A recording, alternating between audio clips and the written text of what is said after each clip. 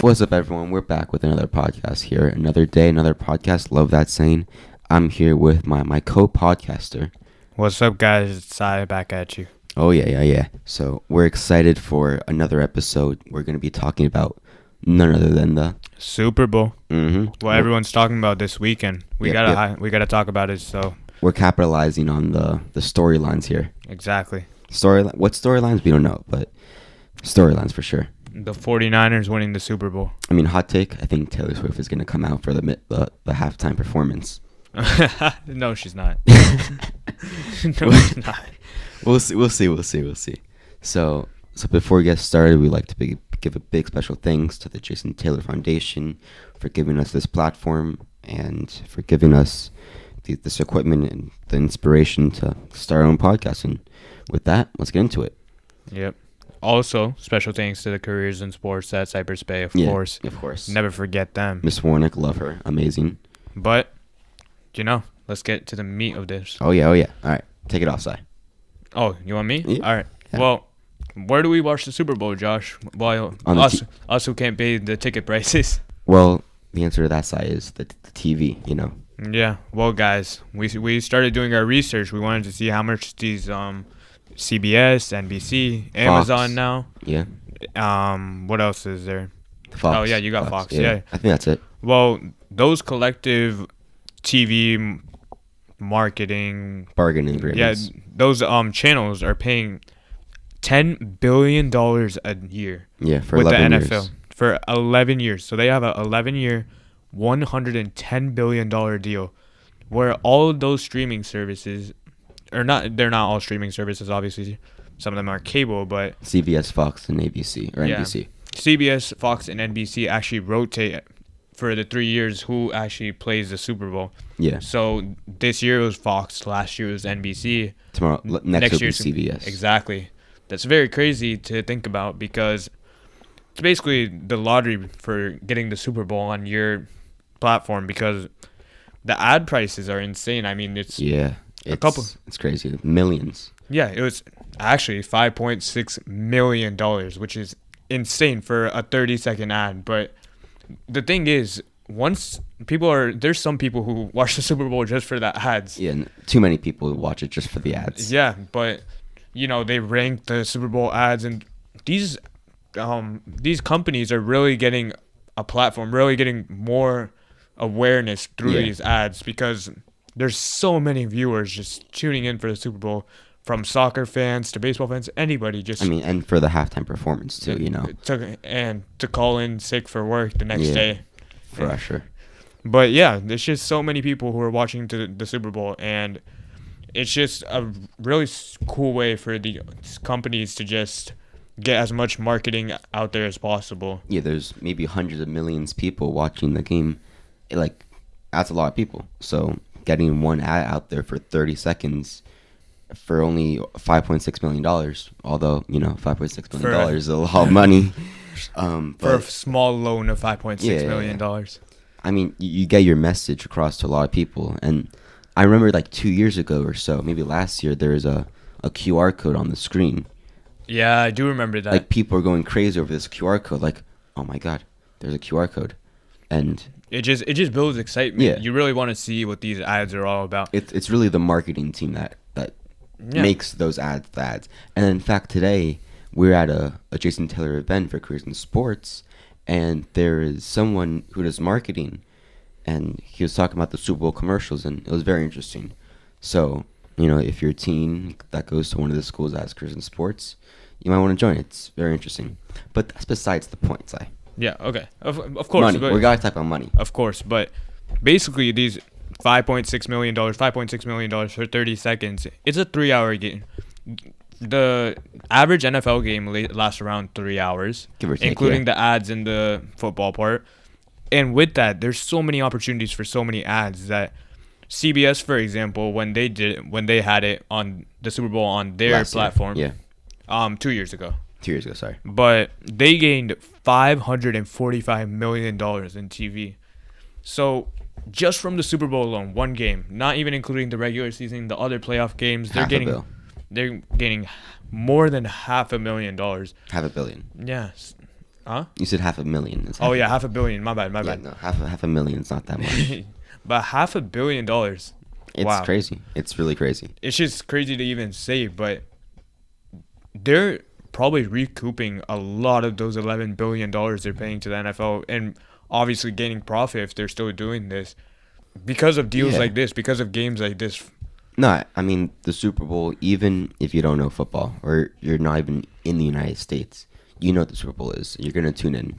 You're gonna wake up maybe earlier, maybe go to bed later to watch the Super Bowl. Maybe just for the ads, maybe just to see Taylor Swift on the screen, maybe for whatever reason. So, $545 million, I think it's a lot of money, and I think it's well spent by many of the people who are the companies that are doing it. It's just there's some of these ads that are just memorable even to this day that we probably watched. The Doritos ads. Yeah, the Doritos ads just 3 to 4 years ago that I still think about. But that thought in your head, that thought in your head is what they paid for to happen. This is what they wanted, and it worked. Yeah, at least for us, we fell for the trap. We did fall for the trap. Yeah. Now, I mean, I love Doritos before, but we love even more now. Just really smart stuff. But thinking about the local economies that host the Super Bowl, you know, all these NFL teams fight for who really wants to get the Super Bowl. You know what I mean? Yeah, they all put their bids in. It's a competition. Process. Yeah, it's a huge competition, and you're lucky if you get the Super Bowl for that year. And it's huge. It's a huge, not honor, but huge honor. Yeah, it is. Yeah, it is a huge honor. I agree with that, and it's just crazy to think about how high these bids can go. We really did our research, and we saw that the NFL, the teams, they really draw huge bids for the Super Bowl. For Atlanta in 2019 when they lost to the Patriots in that huge comeback. That was sad. They paid $46 million. Oh, I don't think the Super Bowl was in Atlanta. Was it? No. All right. It was in Atlanta, but Atlanta didn't play. Yeah, Atlanta didn't play. My bad. Atlanta was like 2018 or so. It was your maybe 29. I can't remember, but it was in the Atlanta Super Bowl. Yeah, they had to pay $46 million to host it. Yeah, $46 million. And the way that Atlanta, a city, gains this money, because you know they're obviously a public city. They're a city, so they get it. they get it through taxes, basically. So they raise the sales tax. Yeah, maybe. Taxpayers, and they raise the sales. Yeah. Hotels, they also have like something called the hotel tax. Yeah, they have an excise tax for hotels. Yeah, it's and then they have local taxes connected to the event. And then they also have local businesses shelling out money since they know they're going to gain a lot more money. Like hotels, for example, they're going to gain a lot more money from these people coming over here. Yeah, I mean, it not only brings attraction from people in Atlanta, but like the Atlanta airport, I'm sure, is so busy during the time that they're, during the Super Bowl. In the short term, business booms. Oh, for sure. When the Super Bowl comes around, because the hotels raise their rates too. They don't stick with just the hotel tax. Yeah, I remember when the Super Bowl was in Miami. Everything was so expensive. Yeah. Traffic was worse than usual. Yeah. And it's Miami, so it's pretty bad. The exact percent could be range even from like 50% increase to 300% increase during the whole entire weekend of the game. And you got to think about that. The weeks following up to it as well. Yeah. And then not just hotels, the plane tickets as well. Yeah, food. Everything.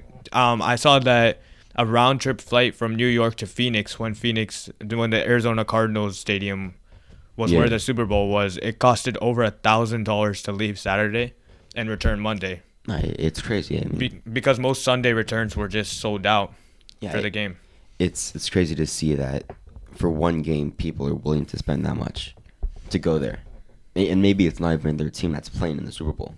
Like, I wouldn't spend $1,000 for a flight to not see the Dolphins win the Super Bowl. It's just money makes the world go round. Yeah, it really does. It really does. But you know, once the people are also there in the stadium obviously gains money from the people who are the food and the drinks. Ads that are in the stadium as well. Exactly. We can't watch a game without a hot dog, some soda, some water, some popcorn, some cold whatever water. It may be. But it turns out to Josh, you can't believe this number, but What's the up? average fan will spend about $85 on food at the stadium. That's crazy per person. That is a huge number. $85. I mean, outside I could feed a whole. I could feed. I think my whole family spends $85. We could feed at a both of our restaurant. families. Yeah. Easily. Crazy. Make it quick. Publix run some pub subs. Yeah, pub subs, Chipotle. Yeah. I But- mean, it's crazy. Yeah. I mean, and that's only one person.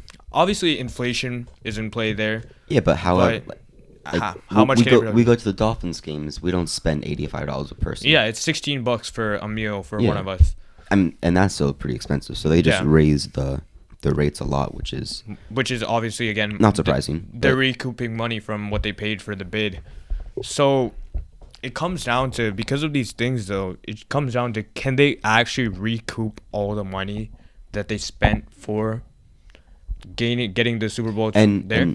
and additionally, the cities have to provide for many like entertainments. Ambulances, just in case Yeah. someone gets hurt, more police have to be there. So even more taxpayer money that not that they're giving to the NFL, but that they have to spend in order to make sure everything runs safety. Exactly. Because the NFL doesn't pay that, and in addition, they need a convention center that they have to rent out. Yeah, for Like the Miami, Super Bowl they had experience. exactly. Yeah. It's not just that $46 million or $50 million. It's It's $46 million that For they're the paying bid. for the bid. but it's In more, there's addition, the more. responders they have to pay, the police they have to pay, all that, and then the police and the ambulance people, they're not private funding. They're people. They're Yeah, paid by the public. and there's a lot of like checks that there's a lot of boxes that need to be checked off that the NFL requires these cities course. to make Health sure the standards. roads are good, make Yeah. sure there's green grass. So there's a lot of things the cities need to keep up with so they could have the Super Bowl, and that's not cheap. Of course. I do agree with that. Yeah. But they try to recoup money with the things we said. But also, I forgot to talk about the average ticket prices at the stadium. Well, They this really year raised the prices yeah. there too. It's $9,000 on average for a ticket in Las Vegas. in Las Vegas. I actually saw a story on Christian McCaffrey's mom, Yeah, who wanted to go to the Super Bowl, but she couldn't because it's expensive. she couldn't pay that much, and obviously the NFL does not cover it for players' parents, Yeah. whatsoever. Maybe they give one ticket. I'm not sure about the details. The but team gets some tickets. yeah, the team gets some tickets, but Christian McCaffrey's mom couldn't go, and Christian McCaffrey's girlfriend, Olivia Copo, bought a suite for his own entire family and for her, obviously. And that suite costed $2.5 million That's a lot of money. for around like 12 people, which Yeah. is averages out to over $200,000 per person, which is But hey, there's a good side to that. You get free food in the suite. yeah, but but that's a whole entire apartment. Yeah. It's just crazy to think about, to put into perspective that a football game, just to watch a football game it could cost that much. No, it's getting crazy nowadays. Yeah. And some people might even say that the city does not recoup all the money, Yeah. at least in the short term, because in the short term they do. In the short term, business is booming, but over the long term, they do not gain enough money to. yeah, I mean they do get a lot of recognition from other cities or from people, from tourists. Of course. So they do win in the long run, but they might lose a mill or two here because it's expensive hosting the Super Bowl. Overall, economists are saying that it's not worth it to host the Super Bowl. It's been talked about, and it's obviously a topic. But I think NFL teams are still gonna fight for who wants to, because owners. I don't think they really care about like Losing 1 or 2 money, million yeah. losing money, because it's more so the government. I believe that's losing money. It's depends the situation they have it's there. it's taxpayers mostly that are losing the money. So So the it's cities do the bids. yeah, and NFL is going to keep encouraging the biddings, because I don't really think the NFL loses from No, I this mean at it's all. like the FIFA bids for the World Cup. There's probably some bribery that happens. Maybe not. We don't know. Well, don't we're know not going to if it work. speculate, Yeah. but obviously in the FIFA they also, a country has to pay a huge Yeah. lump sum of money in order to host it, and it comes down to, is it really worth it for them? But Time will tell. last year in Qatar, was it last year or Qatar yeah, last year in Qatar, or 2 years ago? last year, I think. Yeah, last year. Argentina won. Argentina won, But but Messi. Qatar obviously spent a huge amount of money, but they also got a lot of tourism. So Yeah. but economists are saying in the long term it really is a net negative. But I think it's going to continue. Biddings are going to continue to happen, and And they're going to get even more expensive. Every year they're just going to get year. more and more expensive. You're right. Yeah. And moving on, I mean, that's the money that, the companies get, marketing agencies with the ads, the city, the small businesses, big businesses. Moving on to the players and if they make money for the Super Bowl. And depends the player. They really don't make much money during the Super Bowl because there's basically because the contract only lasts the 18 weeks, the 17 games that individual player plays. So it really sucks because if you're making 18 mil for this year, let's say, that's 1 mil a game. However, if you go to the playoffs and you're a wild card winner, you make $50,000. Yeah. And then in the Super Bowl, the winning team gains 171K. Yeah. Or 191 around there. 164. 164, my bad. And then the Super Bowl loser makes 89K. So yeah, for some players, it is a lot of money. Yeah, like Isaiah Pacheco, he makes right under $1 million a year. So same with Brock Purdy. Yeah, Mr. Irrelevant. So they're making more money in the Super Bowl and more money than their in-game than their one-game and checks their per game checks. But which is crazy to think. Yeah. Like Patrick Mahomes, he doesn't even see a dent in his bank account. It's probably chump change to him, but I mean, they do it for the love. At the end of the day, I think it comes down to as you said, the love of the game for football. They all want a ring. That's what it really comes down to. That's priceless. Yeah, the ring is just priceless. None of the players would ever, even though the ring is worth I think it would be worth around 40 to 50K for collectors. Yeah, it's still a lot of money. Which is a lot of money, but they would never sell a ring. No. You don't see those on sale usually. Unless, no, they love it. Unless a player falls really broke and he has to sell it. But otherwise, you don't see those sold, and it's because it's priceless. And at the end of the day, this is what they worked for their entire lives, being able to go on the biggest show on the world in American football and win one. Yeah, it's crazy because you see these players, they put their heart and soul into it, and they only make, let's say if they win, only 50K for the divisional playoff winner. They play for the love, although they make millions of dollars in the playoffs. That's when you see the teams that are good or the teams that are in it for the money, and the teams currently in the Super Bowl, they're in it because they love it. Yeah, it's just who has a stronger love for the game. People say it's about talent, but it's about talent and love, in my opinion. Yeah, hard work, dedication. I mean, there's a lot of incentives as well with certain players, like Deebo Samuel. He has an incentive going to the game because he didn't reach it in the other playoff games. In his contract, it was 140. He needed 380 yards total in this whole season in order in rushing in order to gain $650,000. But the thing is, he has to gain 149 yards in the Super Bowl. Yeah, it's tough. It's probably not happening because he's a wide receiver. But if you want to learn more about incentives, go check out our past episode. I think episode 7 or 6 about incentives. It was really good. And I think we just wanted to shed a light more on the finances of the Super Bowl. But the money, how it makes the world go round, round, and round. That's a wrap, guys. That's a wrap. But before we head out, predictions, Super Bowl pick. All right, so we're gonna let you guys know it's 7:52, the day before the Super Bowl. Okay. What are you thinking, Josh? I think Taylor Swift comes out halftime. Okay. Usher. Yeah. Stop this nonsense. Who are you picking to win the Super Bowl? I'm picking the Niners to win. Let's say I'd say 27,